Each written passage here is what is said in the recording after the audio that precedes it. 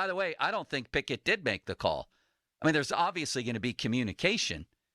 Let's go out and throw. How are you feeling? You tell us how you feel. I feel a lot of pain when I throw. Then you're not going out there. To me, that's the doctors making the call through communication with Pickett. You want to play it again where he said, I couldn't make the plays to help the team. He made it sound like it was his call.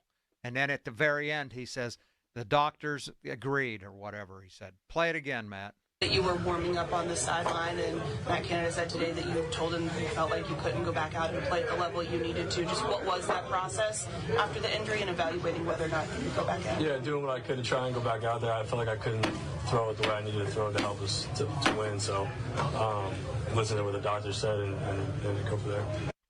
I think it was his call first, and then the doctors confirmed it. That's my understanding. Yeah.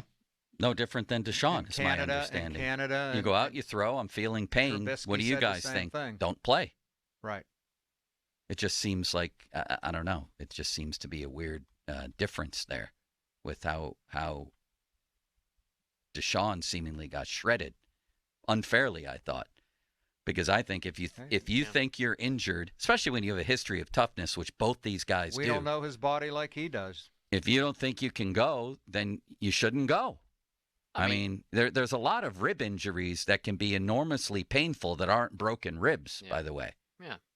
Right? Cartilage in there.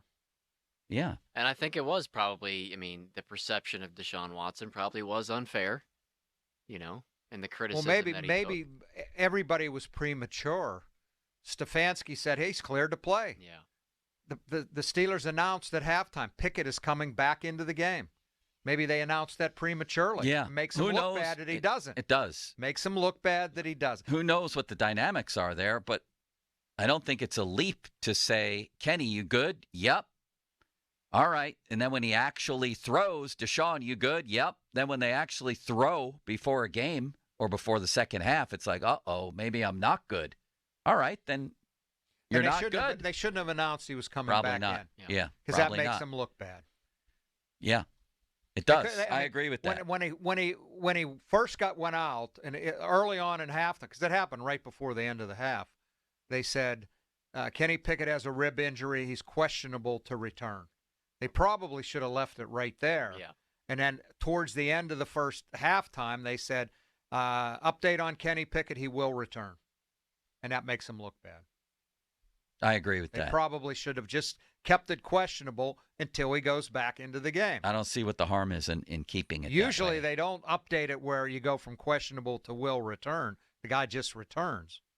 But, we saw this kid his whole career at Pitt. Yeah, and again, that year, 2020, he had ankle surgery. I can't question his toughness. And had every reason to just sit out the rest of that year or more games. And he came back early from that ankle surgery and played his ass off that year. So I'm always, very careful about that, really, no matter who it is. But having gone through all that and then making a declaration, do you need clearances? No, I'm just good. I'm good. Ready to go. Well, we'll see. Well, we just went through this. You weren't ready to go. Right. Let's see you throw first. You sure about that? Yeah, let's see you throw first. Now, would it surprise you if he goes out today and then after practice they put him as out? Not at all. That wouldn't surprise me. He basically said, all I've done is light throwing. I did what everybody else did, he said.